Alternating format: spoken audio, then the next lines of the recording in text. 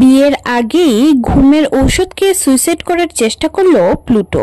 হ্যাঁ বন্ধুরা, আমরা এমনটাই দেখতে পাবো চিরসখা ধারাবাহিকের আজকের পর্বে। স্বতন্ত্র গায়ে হলুদের তত্ত্ব নিয়ে মৌদের বাড়ি এলে রশ্মি স্বতন্ত্রকে বলে কমলিনীকে একবার ফোন করে তাড়াতাড়ি আসার জন্য বলতে। যতই হোক কমলিনীর তো একটা মাত্রই ভাইজি মৌ। যা শুনে স্বতন্ত্র বলে, আমি বুঝতে পারি না আপনি কি চান। আপনি একটা বাচ্চা মেয়ের ভবিষ্যৎ নষ্ট করেছেন, সেটা আপনি জানেন, আর আপনি এটা এক্সপেক্ট করেন যে তার মা নাচতে নাচতে সেই অনুষ্ঠানে চলে আসবে। আপনার মেয়ে মৌ ধরে ধরে একটা মেয়ের জীবন নষ্ট করেছে।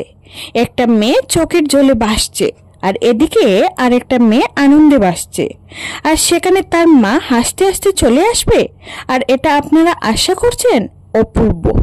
এদিকে মৌ বারবার প্লুটোকে ফোন করে, কিন্তু প্লুটো কিছুতেই আর মৌয়ের ফোনটা রিসিভ করে না, যা দেখে অস্থির হয়ে পড়ে মৌ। অন্যদিকে প্লুটো একটা চিঠি লিখে ঘুমের ঔষধ খেয়ে ঘুমিয়ে পড়ে।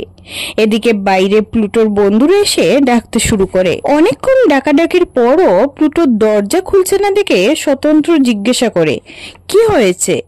তখন অনন্যা বলে, আরে কতক্ষণ থেকে ওরা দরজা ধাক্কিয়ে যাচ্ছে, কিন্তু প্লুটো তো দরজা খুলছেই না। এত ঘুমাচ্ছে না ছেলেটা? তখন প্লুটোর বাবা বলেন, ঘুমিয়েই আছে তো অনন্যা, তোমার ছেলের আগে একটা ইতিহাস আছে, সেটা কিন্তু ভুলে যেও না।